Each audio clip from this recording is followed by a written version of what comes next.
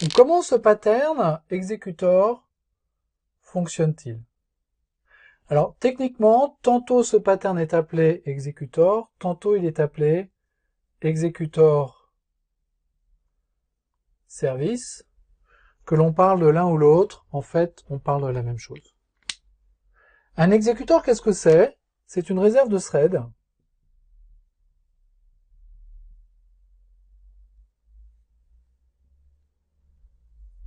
qui va être construit sur un certain nombre de threads. Mettons 4 threads. Threads qui sont créés au moment où cette réserve de thread est créée. Et nous allons voir les patterns de création d'un exécuteur ou d'un exécuteur service dans un instant. Les 4 threads sont donc créés en même temps que cet exécuteur. Et ils restent disponibles durant toute la vie de cet objet exécuteur. Quand je vais vouloir exécuter une tâche, je vais créer cette tâche de type runnable comme auparavant.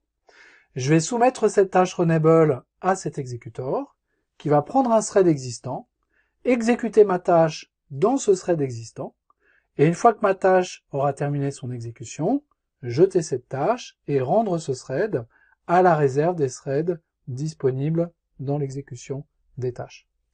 Donc déjà avec ce pattern exécuteur, je règle 2 problèmes. Premièrement, on récupère les threads. On ne laisse pas un thread mourir une fois qu'il a fini d'exécuter une tâche. Donc, j'aurai des requêtes système pour la création des threads à la création de l'exécuteur. Et après, je garde les threads que j'aurai ici. Deuxièmement, on n'autorise plus la création de threads à la demande. Quand on a une tâche à exécuter dans un thread séparé du thread qui crée cette tâche, on le confie à un exécuteur, on ne recrée pas un thread à chaque fois. Alors, le fait d'avoir introduit le pattern exécuteur service ne veut pas dire que le pattern précédent n'est plus disponible. Bien sûr, il est toujours disponible.